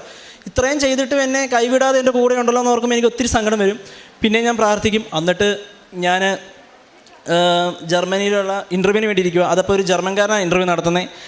അപ്പം എനിക്ക് ഒരു പരിജ്ഞാനവും ഇല്ല, കാരണം B1 പാസ്സായിട്ട് പോലും ഇല്ല. B1 ഇൻസ്റ്റിറ്റ്യൂട്ട് വഴി പാസ്സായതാണ്. B1 മാത്രമേ ഉള്ളൂ. B2 എന്നൊരു സംഭവം ഞാൻ പഠിച്ചിട്ടില്ല, ഇതുവരെ പഠിച്ചിട്ടില്ല, ഒരക്ഷരം പോലും B2 പഠിച്ചിട്ടില്ല. ആകപ്പാടെ കൂട്ടുകാരെന്തെങ്കിലും പറയും, അത് ജസ്റ്റ് ഒന്ന് കേൾക്കും, ഇങ്ങ് പോരും. എന്നിട്ട് ഞാൻ ജർമ്മൻ്റെ ഇൻ്റർവ്യൂവിന് വേണ്ടി വൈകുന്നേരം ഒരുങ്ങിയിരിക്കുക, അവരുടെ സൂം മീറ്റിങ്ങിന് വേണ്ടി. AC ഫുള്ളായിട്ടിട്ട് ഞാൻ വേർത്തൊഴുകും. എനിക്ക് പേടിയാണ്, കാരണം ഒന്നും പറയാൻ അറിയത്തില്ല ജർമ്മൻ. അപ്പം ഞാൻ മാതാവിനോട് പ്രത്യക്ഷീകരണ പ്രാർത്ഥന എടുത്ത് എൻ്റെ അടുത്ത് വെച്ചു, ബൈബിൾ എടുത്ത് എൻ്റെ അടുത്ത് വെച്ചു, അതുപോലെ തന്നെ ഉപ്പെടുത്ത് വെച്ചു, കാശ് രൂപ എല്ലാം ഞാൻ കൈ പിടിച്ച് എൻ്റെ കയ്യിൽ എൻ്റെ പൊന്ത ഞാൻ കയ്യെ കെട്ടിയിട്ടേക്കുക. എന്നിട്ട് ജർമ്മൻ്റെ ഇൻ്റർവ്യൂ വന്നു. ഭയങ്കര ടെൻഷനായിരുന്നു. ടെൻഷനൊക്കെ ആയിട്ടും പുള്ളി എല്ലാം ചിരിച്ചുകൊണ്ട് ചോദിച്ചു. എന്നോട് ജസ്റ്റ് കുറച്ച് കാര്യങ്ങൾ ചോദിച്ചുള്ളൂ. ഞാൻ എങ്ങനെയാണ് പറഞ്ഞതെന്ന് എനിക്ക് പോലും അറിയത്തില്ല. ഞാൻ ജസ്റ്റ് 1-2 വാക്യത്തിൽ മാത്രം ജസ്റ്റ് ഗ്രാമാറ്റിക് പോലും ശരിയല്ലാതെ വർത്തമാനം പറഞ്ഞു. എന്നിട്ട് ഞാൻ മാതാവിനോട് അന്നേരം കരഞ്ഞ് പ്രാർത്ഥിക്കുന്നുണ്ട്, മാതാവി എനിക്കിത് കഴിയുമ്പോഴേ തന്നെ ഇത് പാസ്സായെന്നൊന്ന് പറയണേ, ഇതിനു വേണ്ടി വെയിറ്റ് ചെയ്തിരിക്കാനുള്ളൊരു അവസരം ഉണ്ടാകല്ലേന്ന് ഞാൻ പ്രാർത്ഥിച്ചു. അന്ന് തന്നെ ആ സൂം മീറ്റിംഗ് കഴിയുമ്പോൾ തന്നെ പുള്ളി പറഞ്ഞു, നിങ്ങൾ സെലക്ട് ആയിട്ടുണ്ടെന്ന്. അത് കേട്ടപ്പോഴത്തേക്ക് എനിക്ക് അറിയത്തില്ല. ഞാനിതെല്ലാം അപ്പം അമ്മേനെ വിളിച്ച് അല്ലെങ്കിൽ അച്ചാച്ചനെ വിളിച്ച് പറയും. അപ്പം അച്ചാച്ചനാണെങ്കിലും പണ്ട് തൊട്ട് തന്നെ ചെറുപ്പത്തിൽ തൊട്ട് ഒരു മാതാവിൻ്റെ ഫോട്ടോ കണ്ടാലും ഒന്ന് കുമ്പിടാതെയോ എവിടെ പോയാലും ഒരു മാതാവിനെ കാണുമ്പോൾ ഒരു എത്രയും തളമാതെ ചെല്ലിക്കാതെ സമ്മതിക്കാനായിരുന്നു. അതുകൊണ്ട് തന്നെയായിരിക്കും എനിക്ക് മാതാവിനോട് ഒത്തിരി ഇഷ്ടമുണ്ട്. അങ്ങനെ അതെല്ലാം ഓക്കെ ആയി എല്ലാ സമാധാനത്തിലിരിക്കുമ്പോഴാണ് ലാസ്റ്റ് സമയത്ത് പ്രതിസന്ധികളും വരുമെന്ന് പറയുന്നത് ശരിയാണ്. ഹൈദരാബാദിൻ്റെ മെയിൽ വന്നു, നിങ്ങൾക്ക് കൺഫർമേഷനാണ്, എല്ലാം വന്നു. ഒരു ദിവസം ഉച്ചയ്ക്ക് നോക്കിയപ്പോൾ എനിക്ക് മെയിൽ വന്നേക്കുക, ഹൈദരാബാദിൽ നിന്നുള്ളത് നിങ്ങൾക്ക് ക്യാൻസലായിപ്പോയി. അപ്പം ഞാൻ അവരെ വിളിച്ചു, എന്തുകൊണ്ടാണ് ക്യാൻസലായി? അപ്പോൾ അവർ പറഞ്ഞു, നമ്മൾ ബാങ്ക് ട്രാൻസ്ഫർ ചെയ്തപ്പോൾ ഒന്ന് ചെക്ക് ചെയ്തായിരുന്നു ഞങ്ങൾ, അത് അവിടെ പൈസ ചെന്നോ എന്നുള്ള രീതിയിൽ. അപ്പോൾ അവിടെ അവർക്ക് ചെല്ലുന്നത് ഒന്നെങ്കിൽ റീഫണ്ട് ആക്കണം, അല്ലെങ്കിൽ പൈസ അവിടെ ചെക്ക് ചെയ്തെന്ന്. അപ്പോൾ അവർക്കത് കിട്ടിയത് റീഫണ്ട് എന്നുള്ളൊരു ഓപ്ഷനായിട്ടാണ്. അപ്പോൾ അവർ റീഫണ്ട് ചെയ്യാൻ റെഡിയായി, അതുകൊണ്ട് നിങ്ങൾക്ക് ഇനി കിട്ടുമെന്ന് പറഞ്ഞു. എനിക്ക് ആകെ വിഷമമായി. ഞാൻ എൻ്റെ ഏജൻറ്റുമായിട്ട് ചേട്ടനോട് സംസാരിച്ചു. ചേട്ടനും വിളിക്കുന്നു, ഞാനും വിളിക്കുന്നു, അവർ സമ്മതിക്കുന്നില്ല. അപ്പോൾ സമയം 2:45 കഴിഞ്ഞായിരുന്നു. അപ്പം ഞാൻ ഒരു 3 മണിക്ക് എന്നും പ്രയർ ചെല്ലുന്ന ഒരാളായിരുന്നു, എന്നുമില്ല കുറച്ച് കാലമായിട്ട്. അപ്പം 3 മണിക്ക് ഞാനാണെങ്കിൽ എന്തെങ്കിലും വരട്ടെ, മാതാവ് നോക്കിയോളൂ എന്ന് ഓർത്ത് ഞാനൊരു കരണക്കൊന്ത എല്ലാം വേണ്ടി ഇരിക്കുക. അപ്പം ഒരു 2ാമത്തെ കരണക്കൊന്തയുടെ ഇതായപ്പോഴത്തേക്കും ഒരു കോൾ വന്നു എൻ്റെ ഫോണിൽ. എൻ്റെ പോക്കറ്റിൽ തന്നെ ഫോൺ ഉണ്ടായിരുന്നു. അപ്പോൾ ഞാൻ ഓർത്ത് എടുക്കണോ, ഞാൻ ഓർത്തു ഇനി കിട്ടിയാലും കുഴപ്പമില്ല കിട്ടിയാലും കുഴപ്പമില്ല, പ്രാർത്ഥന കഴിഞ്ഞിട്ട് എടുത്താൽ മതി എന്നുള്ളൊരു ഉറച്ച് തീരുമാനത്തിൽ ഞാൻ ഫോൺ എടുത്തേയില്ല. അവസാനം ഞാനാണെങ്കിൽ പ്രാർത്ഥന എല്ലാം കഴിഞ്ഞ് കരഞ്ഞ് പ്രാർത്ഥിച്ച് ഫോൺ എടുത്തപ്പോൾ ചേട്ടാ വിളിച്ചു, എടാ ഇന്ന് തന്നെ ഒരു 21,200 രൂപ അടയ്ക്കുവാണെങ്കിൽ നമുക്ക് ആ ഡേറ്റ് തന്നെ കിട്ടും, മറ്റേ പൈസ റീഫണ്ട് ആകുമെന്ന് പറഞ്ഞു. ഈ പൈസ മൊത്തം ഞാൻ മറിച്ചേക്കുന്ന, വീട്ടിലെല്ലാം പറയാനൊരു പേടി. കാരണം നമുക്ക് ഗോയിത്തയുടെയും ജർമ്മൻ്റെ എക്സാമിൻ്റെ കാര്യം വീട്ടിൽ പറഞ്ഞാൽ അത്ര മനസ്സിലാവുമല്ലോ, എങ്ങനെയായി കാര്യങ്ങൾ. ഞാൻ എന്നിട്ട് അത് പിന്നെ ചേച്ചിയോട് പറഞ്ഞ്, ചേച്ചി വേറെ എവിടുന്നോ എനിക്ക് എടുത്തു തന്ന് ആ പൈസ അടച്ചു. അങ്ങനെയാണ് അത് കൺഫർമേഷൻ ആകുന്നത്. അതിനുശേഷം ഞാനാണെങ്കിൽ ഹൈദരാബാദിൽ നിന്ന് കൊച്ചിയിലോട്ട് പോയി എക്സാം എഴുതാൻ വേണ്ടി. അപ്പം എക്സാം എഴുതാൻ പോകുമ്പോൾ എല്ലാവരും പറയുന്നുണ്ട്, എടാ നീ വല്ലതും പഠിച്ചിട്ടുണ്ടോ? ഞാൻ പറഞ്ഞു, ഞാൻ പഠിച്ചിട്ടൊന്നുമില്ല, ഞാൻ കൃപാസനത്തിന് ഉടമ്പടി എടുത്തിട്ടുണ്ടല്ലോ, അതാ എനിക്ക് ആകെ ഒരു ഇതുള്ളൂ. അപ്പം ഞാൻ ഹോസ്റ്റലായിരുന്നപ്പോഴും പലരും പ്രാർത്ഥന ഇല്ലാത്തവരായിരുന്ന സമയത്തും ഞാൻ രാവിലെ കേൾക്കും, പ്രാർത്ഥിക്കും, അങ്ങനെയായിരുന്നു. അപ്പം അതിൻ്റെ ഒപ്പം തന്നെ എൻ്റെ ഒരു കൂടെയുള്ള ഒരു അക്രമസ്ഥനായ ഒരാളെ ഞാനിവിടെ കൊണ്ടുവന്ന് ഉടമ്പടി എടുപ്പിച്ചു. ഇന്നും എൻ്റെ കൂടെ ഒരാൾ വന്നിട്ടുണ്ട്. അങ്ങനെ അതൊക്കെ ഞാൻ ചെയ്യിക്കുന്നുണ്ടായിരുന്നു. അപ്പം അതുപോലെ തന്നെ എൻ്റെ ഒരു കൂട്ടുകാരൻ എക്സാം എഴുതാൻ പോകാൻ നേരം എന്നോട് പറഞ്ഞാൽ ഒന്ന് പ്രാർത്ഥിക്കണം എന്ന് പറഞ്ഞു. അപ്പം ഞാൻ പറഞ്ഞു, ഞാൻ ഉറപ്പായിട്ടും പ്രാർത്ഥിക്കാം. ഞാൻ എല്ലാ ദിവസമൊന്നും പള്ളിയിൽ പോയിട്ടില്ലായിരുന്നു. പക്ഷേ അവൻ്റെ എക്സാം വന്ന ദിവസം രാവിലെ ഞാൻ പള്ളിയിൽ പോയപ്പം എൻ്റെ ഒരു 2ാമത്തെ ഉടമ്പടിയുടെ മെഴുകുതിരി അവിടെ തീരാതിരിപ്പുണ്ടായിരുന്നു. പുതിയതായിട്ട് ഒരു പച്ചത്തിരി നീലതിരി. ഞാനത് അൽഫോൻസാമയുടെ പള്ളിയിൽ കൊണ്ടുപോയി കത്തിച്ച് അവന് വേണ്ടി പ്രാർത്ഥിച്ചു. അവൻ എക്സാം എഴുതി. അപ്പം അവൻ എക്സാം എഴുതിയപ്പോൾ അവൻ ആ ഒറ്റ എഴുത്തിന് തന്നെ 3 മൊഡ്യൂൾ പാസ്സായി, കഴിഞ്ഞ എഴുത്തിനും എല്ലാ മൊഡ്യൂളും പാസ്സായി. അതുപോലെ തന്നെ എന്നിട്ട് ലാസ്റ്റ് കൊച്ചിയിൽ എക്സാം ആകാറായി. കൊച്ചിയിൽ എക്സാം ആയപ്പം ഞാൻ അന്നത്തെ ദിവസം ഉറങ്ങാതിരുന്ന് പഠിക്കുക. എനിക്ക് കരച്ചിൽ വരുന്നുണ്ട്, കാരണം ഒന്നും തീരുന്നില്ല, പഠിച്ചതെല്ലാം മറന്നു പോവുക. എന്തോരം പഠിച്ചിട്ടും മറന്നു പോയിക്കൊണ്ടിരിക്കുക. 1 മിനിറ്റ് പുസ്തകം വായിച്ചിട്ട് അപ്പുറത്തോട്ട് ചെല്ലുമ്പോൾ അപ്പുറത്ത് മറന്നു പോവുക. അവസാനം ഞാനാണെങ്കിൽ രാത്രി 2 മണി സമയത്ത് ഞാൻ കയറി കിടന്നു. 3 മണിയായപ്പോൾ ഏറ്റു. 3 മണിക്ക് ഞാൻ, കാരണം ഉച്ച കഴിഞ്ഞാൽ എക്സാം ഗൊയ്ത്തയുടെ വരുന്നത് എനിക്കുണ്ടായിരുന്നു. അപ്പോൾ 3 മണിക്ക് ആ പ്രയർ ചെല്ലാൻ പറ്റില്ലാത്തതുകൊണ്ട് തന്നെ ഞാൻ രാവിലെ 3 മണിക്ക് ഏറ്റ് പ്രയർ ചെല്ലിയതിന് ശേഷം പിന്നെയും പഠിക്കാൻ തുടങ്ങി, പള്ളിയിൽ പോയി. അപ്പോൾ ഞാൻ വചനം എടുത്തപ്പം എനിക്ക് ഒത്തിരി ഞാൻ കരഞ്ഞ് ഒരു വചനം എടുത്തു. അപ്പോൾ എനിക്ക് കിട്ടിയ വചനം എന്ന് പറഞ്ഞത് മനുഷ്യർക്ക് അസാധ്യമായത് ദൈവത്തിന് സാധ്യമാണെന്നുള്ളൊരു വചനമായിരുന്നു. അപ്പോഴത്തേക്കും എനിക്ക് ഭയങ്കര സന്തോഷം, കാരണം ജയിച്ചില്ലെങ്കിലും കുഴപ്പമില്ല, ഒരു വചനം നമുക്കിങ്ങനെ നമ്മോട് സംസാരിക്കുന്നുണ്ടല്ലോ. അപ്പം അതിന് മുമ്പ് തൊട്ട് തന്നെ ഞാനും എൻ്റെ അമ്മയും വീട്ടിൽ വചനം എഴുതുന്നുണ്ടായിരുന്നു. അങ്ങനെ വചനം എഴുതിയാണ് ഈ 2 ബുക്ക്. ഞാൻ എക്സാമിന് പോകുന്നതിന് തൊട്ട് മുമ്പ് എൻ്റെ വചന ബുക്കിൽ 900 വചനമായിരുന്നുള്ളൂ. 100 വചനം കൂടെ എഴുതാൻ സമയം ഉണ്ടായിരുന്നു, പക്ഷേ എഴുതാനുണ്ടായിരുന്നു. ഞാൻ പറഞ്ഞു, പരീക്ഷയ്ക്ക് തോറ്റാലും കുഴപ്പമില്ല, എനിക്ക് വചനം തീർത്തിട്ട് പോയാൽ മതി എന്ന് പറഞ്ഞ് ഞാൻ ആ 1000 വചനം എഴുതി. അത് കഴിഞ്ഞ് എന്നോട് ഇവിടുത്തെ ബ്രദർ പറഞ്ഞായിരുന്നു ജർമ്മൻ പഠിക്കണമെന്ന് പറഞ്ഞപ്പം ജർമ്മനിയിലുള്ള ബൈബിൾ വായിക്കണം എന്ന് പറഞ്ഞു. പക്ഷേ എനിക്ക് ജർമ്മനിയിലുള്ള ബൈബിൾ അങ്ങനെ വായിക്കാനുള്ള സമയം കിട്ടുന്നില്ലായിരുന്നു. വേണേ സമയമുണ്ട്, ഞാൻ സമയം എടുക്കുന്നില്ലായിരുന്നു. ലാസ്റ്റ് എനിക്കിങ്ങനെ കാണിച്ചെന്നല്ല, എനിക്കൊരു തോന്നി, എന്നാൽ ജർമ്മനിലുള്ള വചനം എഴുതിയേക്കാമെന്ന് പറഞ്ഞു. അപ്പം ഞാനാണെങ്കിൽ ജർമ്മനിലുള്ള വചനം എഴുതാൻ തുടങ്ങി. അങ്ങനെ ഒരു ദിവസം ഒരു 1/2 മണിക്കൂർ ജർമ്മനിലുള്ള വചനം എഴുതും. അപ്പോൾ എൻ്റെ വചനത്തിൻ്റെ ഇതും അങ്ങ് മാറാൻ തുടങ്ങി. ലാസ്റ്റ് ഞാൻ കൊച്ചിയിലുള്ള എക്സാമിന് പോകുന്നതിന് തൊട്ട് മുമ്പ് എനിക്ക് വീട്ടിൽ നിന്ന് പോയപ്പോൾ ഞാനാണെങ്കിൽ ഇവിടുത്തെ സാക്ഷ്യങ്ങളും അച്ഛൻ്റെ വചനങ്ങളും എല്ലാം കേൾക്കുന്ന സമയത്ത് നമ്മൾ ഞാൻ കേട്ടിട്ടുണ്ട് ഉപ്പ്, എണ്ണ, നമ്മുടെ കാശ് രൂപ, ഇതെല്ലാം ഭയങ്കര അനുഗ്രഹമുള്ളതാണ്. അതെനിക്ക് അറിയുകയും ചെയ്യാം. അപ്പം ഞാൻ എന്നാ ചെയ്യുന്നത് വെച്ച് കഴിഞ്ഞാൽ ആരും കാണാതെ ഒരു ചെറിയൊരു തുണിക്കകത്ത് കുറച്ച് ഉപ്പെടുത്ത് ഒരു കിഴി കെട്ടിക്കൊണ്ട് എൻ്റെ പോക്കറ്റിലിട്ടു. അതുപോലെ തന്നെ കുറച്ച് ഉപ്പെടുത്ത് എൻ്റെ പോക്കറ്റിൽ ചുമ്മാ വെതറിയിട്ടു. എന്നിട്ട് എണ്ണ എടുത്ത് ഞാൻ എൻ്റെ നെറ്റിയെ കുരിശ് വരച്ചിട്ടാണ് എക്സാം ഹാളിലോട്ട് പോകുന്നത്. എക്സാം ഹാളിൽ പോയപ്പം രാവിലത്തെ എക്സാം എഴുതിയവരെല്ലാം പാടാന്ന് പറഞ്ഞു. അപ്പോൾ എനിക്ക് പേടിയാകാൻ തുടങ്ങി. ഉച്ച കഴിഞ്ഞാണ് എൻ്റെ എക്സാം. ഞാൻ എക്സാം ഹാളിൽ കയറിയപ്പം എനിക്കറിയാവുന്ന ക്വസ്റ്റ്യൻസാണ്, പക്ഷേ അറിയത്തുമില്ല. എനിക്ക് മൊത്തം മറന്നു പോകുന്നൊരു ഇതുപോലെയായി. ഞാൻ അപ്പം തന്നെ കൃപാസന മാതാവിനെ ഓർത്തിട്ട് ആരും കണ്ടില്ല എൻ്റെ പോക്കറ്റിൽ കിടന്ന ഉപ്പെടുത്ത് കുറച്ച് ഞാൻ ആ 2 ക്വസ്റ്റ്യൻ പേപ്പറിലും പയ്യെ തൂളി. എന്നിട്ട് ഞാൻ ഒന്ന് കരഞ്ഞ് പ്രാർത്ഥിച്ചിട്ട് എക്സാം എഴുതി. എന്നിട്ട് എക്സാം എല്ലാം എഴുതി പുറത്തിറങ്ങിയപ്പോൾ നമുക്ക് ഒന്നും അറിയത്തില്ല. ഒരു കോൺഫിഡൻസ് ഉണ്ട് എന്നാൽ ഒരു പേടി. അത് കഴിഞ്ഞ് കുറച്ച് ദിവസം മുമ്പ് ഒരു മാസം മുമ്പ് ചേട്ടായി വിളിച്ച് പറഞ്ഞു, ഇപ്പം പരീക്ഷ എഴുതുന്നവരെല്ലാം തോക്കുക, കൊച്ചി ഭയങ്കര വിജയശതമാനം കുറവാന്നൊക്കെ പറഞ്ഞപ്പോൾ എനിക്ക് ഭയങ്കരമായിട്ട് സങ്കടമായി. ഞാൻ എൻ്റെ കൂട്ടുകാരന്മാരെല്ലാം വിളിച്ച് പറയുമ്പോൾ അവർ പറഞ്ഞു, എടാ പ്രാർത്ഥിച്ചിട്ടുണ്ടല്ലോ ജയിക്കുമെന്ന് പറഞ്ഞു. അപ്പോൾ എനിക്ക് അതേ ഒരു വിശ്വാസമുള്ളൂ. അപ്പം ഞാൻ എൻ്റെ മാതാവിനോട് ഇവിടെ കൃപാസനത്തിൽ വന്ന് ലാസ്റ്റ് ഉടമ്പടി എടുത്തപ്പോൾ നേർന്നായിരുന്നു, ഇനി ഇവിടെ ഒരു സാക്ഷ്യം പറയാതെ ഞാനൊരു ഉടമ്പടി എടുക്കുകയില്ല. എനിക്കൊരു സാക്ഷ്യം പറയണം, എന്തെങ്കിലും ആയിക്കോട്ടെ, ജർമ്മൻ കിട്ടുന്നതല്ല, ഞാൻ പ്രാർത്ഥിക്കുന്ന ഏതെങ്കിലും ഒരു നിയോഗം എനിക്ക് സാധിച്ചു തന്നെ എനിക്കൊരു സാക്ഷ്യം പറയാനുള്ള അനുഗ്രഹം ഇവിടെ കിട്ടണമെന്ന് ഞാൻ പ്രാർത്ഥിച്ചായിരുന്നു. അങ്ങനെ ആ ഒരു നിയോഗം പറയാൻ വേണ്ടി ഞാനിങ്ങനെ അപ്പോൾ എപ്പോഴും മാതാവിനോട് ഞാൻ പ്രാർത്ഥിക്കും, മാതാവേ എന്നെ ജർമ്മൻ പരീക്ഷ മാതാവ് തോൽപ്പിച്ചോ, കുഴപ്പമില്ല, എന്നാലും വേറെ എന്തെങ്കിലും എനിക്ക് ഒരെണ്ണം പറയാൻ, എനിക്ക് ഈ ആൾക്കാരെ കയറി നിൽക്കാനൊരു അവസരം ഉണ്ടാകണമെന്ന് ഞാൻ ഒത്തിരി ആഗ്രഹിച്ചായിരുന്നു. കാരണം എന്നെപ്പോലെ ഒരാൾ വന്ന് പറയുമ്പോൾ കുറച്ചെങ്കിലും ഒരാൾക്കൊരു ഇൻസ്പിറേഷൻ ആവുമല്ലോ എന്ന് പറഞ്ഞാൽ. കാരണം നമ്മളൊരു ഇത്രയും ഈ കാലത്ത് എല്ലാവരും, എനിക്കറിയാം എൻ്റെ കുറേ കൂട്ടുകാരെ ഒരു വിശ്വാസമില്ലാതെ എല്ലാം നുണയാ, ഈ കൃപാസനത്തിൽ വരുന്നവരും നുണയാന്ന് പറഞ്ഞ കൂട്ടുകാരെ എനിക്കറിയാം. അപ്പം ഞാൻ പറയുന്ന വഴി ഒരാളെങ്കിലും ഇതിലേക്ക് വരുമെന്ന ഒരു ആഗ്രഹമുള്ളതുകൊണ്ട് ഞാൻ പറയുന്നത്, മാതാവ് എനിക്കൊരു സാക്ഷ്യം പറയാനുള്ള അവകാശം തരണേന്ന്. അപ്പം ഞാൻ ആദ്യം തന്നെ പറഞ്ഞു, ഞാൻ B1 മാത്രം പഠിച്ച ഒരാളാണ്. B2 എന്നൊരു ഇത് പഠിച്ചിട്ടേ ഇല്ല, B2ൻ്റെ ക്ലാസ് കയറിയിട്ടില്ല. പക്ഷേ കഴിഞ്ഞ ദിവസം വരെ റിസൾട്ട് ഇങ്ങനെ വരാൻ വേണ്ടി ഞാൻ വെയിറ്റ് ചെയ്യുമായിരുന്നു. ഞാൻ മാതാവിനോട് ആദ്യം പറഞ്ഞൊരു കാര്യമാണ്, എനിക്ക് ജർമ്മൻ്റെ എക്സാം എഴുതിയിട്ട് ഞാൻ 2 മൊഡ്യൂളായിരുന്നു എഴുതിയിട്ടുണ്ടായിരുന്നുള്ളൂ. ആ 2 മൊഡ്യൂൾ പാസ്സാവുകയാണെങ്കിൽ ഞാൻ ഇവിടെ വന്നിട്ടായിരിക്കും എൻ്റെ റിസൾട്ട് വന്ന കേസ് ഞാൻ പുറത്ത് പറയുള്ളൂ എന്ന് ഞാൻ പറഞ്ഞായിരുന്നു. ഞാൻ ഇതുവരെ ആരോടും പറഞ്ഞില്ല. ഇന്നലെ വൈകുന്നേരം 7:10 എനിക്ക് മെയിൽ വന്നു, റിസൾട്ട് വന്നു പറഞ്ഞ്. എനിക്ക് കരയണോ ചിരിക്കണോ ഒന്നും അറിയത്തില്ല, ഭയങ്കര പേടിയുള്ളിൽ. ഞാൻ ഓടിപ്പോയി കൃപാസന മാതാവിൻ്റെ എണ്ണ എടുത്ത് ആദ്യമേ തലയിൽ ഒരു കുരിശ് വരച്ചു. എന്നിട്ട് ഞാൻ പ്രാർത്ഥിച്ചു, മാതാവേ ഞാൻ തുറക്കാൻ പോവുക, നീ എൻ്റെ കൂടെ ഇല്ലെങ്കിൽ എനിക്കറിയത്തില്ല, തോറ്റുപോയാലും പിന്നെ എഴുതാമെന്നറിയാം, പക്ഷേ എനിക്ക് ആ സാക്ഷ്യം പറയാതിരിക്കാൻ പറ്റില്ല. അന്ന് ഞാൻ പറഞ്ഞു, റിസൾട്ട് വരുന്ന എന്നാണോ അതിൻ്റെ പിറ്റേ ദിവസം ഞാൻ ഇവിടെ വന്നിരിക്കുമെന്ന് ഞാൻ അതുപോലെ ഉറപ്പ് പറഞ്ഞിട്ടിരിക്കുക. ഞാനാണെങ്കിൽ എൻ്റെ കാശുരൂപം തൊട്ട് പ്രാർത്ഥിക്കുന്നു, എണ്ണ തൊട്ട് പറയുന്നു, ബൈബിൾ എടുത്ത് വായിക്കുന്നു. ലാസ്റ്റ് ഞാൻ എൻ്റെ ഫോണിലാണെങ്കിൽ എൻ്റെ നമ്പർ അടിച്ച് തുറന്ന് നോക്കി കഴിഞ്ഞപ്പം എങ്ങനെയാണ് പറയേണ്ടതെന്ന് എനിക്കറിയത്തില്ല. B2 പഠിക്കാത്ത ഒരാളാണ് ഞാൻ. 60 മാർക്ക് വേണം പാസ്സാകാൻ 100-ൽ. എനിക്ക് 2 മൊഡ്യൂളാണ് ഞാൻ എഴുതിയിരുന്നത്. എനിക്ക് കിട്ടിയത് ഒരെണ്ണത്തിന് 100-ൽ 80-ഉം ഒരെണ്ണത്തിന് 100-ൽ 70-ഉം. B2 പഠിക്കാത്ത ഒരാളാണ് ഞാൻ. B1 മാത്രം, അതും B1ൻ്റെ എക്സാം എഴുതാതെ ഞാൻ മറ്റേ ഇൻസ്റ്റിറ്റ്യൂട്ടിൽ നിന്ന് ചാടിപ്പോയ ആളാണ്. ചാടിപ്പോയെന്ന് വെച്ചാൽ എഴുതാൻ ഒരു മടിയുണ്ടായിരുന്നു, ഞാൻ ഇറങ്ങിപ്പോയി. B2 മാത്രം പഠിക്കണമെന്നുണ്ട്. പിന്നെ ഞാൻ പഠിച്ചില്ല എന്ന് പറയുന്നില്ല, പക്ഷേ അത് കൂട്ടുകാർ വഴി ചുമ്മാ എന്തെങ്കിലും കുറച്ച് കാര്യങ്ങൾ. പക്ഷേ B2ൻ്റെ ഇപ്പോഴും എന്നോട് ഇവിടെ ആരെങ്കിലും എന്നോട് B2ൻ്റെ ഒരു കാര്യം ചോദിക്കുമോ, അല്ലെങ്കിൽ കറക്റ്റായിട്ട് ഗ്രാമാറ്റിക് ചെയ്താൽ എനിക്കറിയത്തില്ല പറയാൻ. ഇങ്ങനെ തന്നെയാണ് ഞാൻ ആ ജർമ്മൻകാരൻ്റെ മുമ്പിൽ വരുന്നത്. എവിടുന്നോ എനിക്ക് ഓർമ്മ വന്നു പറഞ്ഞു. എന്നിട്ട് ഒന്നും പഠിക്കാതെ പോയി എനിക്ക് എനിക്ക് B2ൻ്റെ 100-ൽ 80 മാർക്കും 100-ൽ 70 മാർക്കും 8 തവണ എഴുതിയിട്ട് കിട്ടാത്ത ആൾക്കാരെ ഇപ്പോഴും എനിക്കറിയാം. ഇത് തന്നെ. അതുപോലെ തന്നെ ഞാൻ ഇത്രയും നേരം ആലോചിച്ചിട്ടുണ്ട്, നീ ഒരു സാക്ഷ്യം പറയണോ വേണ്ടയോ വേണ്ടത്. കാരണം പലർക്കും അത് എങ്ങനെയായിരിക്കും എടുക്കുന്നതെന്ന് ഞാൻ ആലോചിച്ചു. കാരണം നമ്മുടെ സ്ഥലം ഇടുക്കി തന്നെ ആയതുകൊണ്ട് നമുക്കവിടെ കൂടുതലും കൃഷിയാണ്. അപ്പം കൊറോണ വന്ന സമയത്ത് എനിക്ക് ഈ കൃഷിയൊക്കെ ഇച്ചിരി ഇഷ്ടമായതുകൊണ്ട് ഞാൻ ഇച്ചിരി ഏലക്കൃഷിയൊക്കെ ചെയ്തു. ഒരു 10-300 ഏലം ഞാൻ വച്ചിട്ടുണ്ടായിരുന്നു. അപ്പം അതിൻ്റെ പേരിലൊരു ബൈക്കും എടുത്തു. CC ഉള്ളതുകൊണ്ട് വട്ടത്തിൽ ഇങ്ങനെ വട്ടം കറങ്ങുമായിരുന്നു ഞാൻ. അതുകൊണ്ട് തന്നെ ഞാനിങ്ങനെ ഇതിപ്പോൾ 4-ാം വർഷമാണ്. അപ്പം ഈ വർഷമൊക്കെയാണ് ഇച്ചിരിയൊക്കെ കിട്ടേണ്ടത്, പിന്നെ വിലയുള്ള സമയമാണ്. ഞാനിങ്ങനെ ആലോചിച്ചിരുന്ന സമയത്ത് ഞാൻ ഹൈദരാബാദായിരുന്നു എക്സാമിന് വേണ്ടി പോയേക്കുക. അപ്പം വെള്ളം ഒഴിക്കാൻ സാധിച്ചില്ല. ഈ പ്രാവശ്യത്തെ വെയിൽ എല്ലാവർക്കും അറിയാലോ, എല്ലാ ചെടിയും ഉണങ്ങാൻ തുടങ്ങി.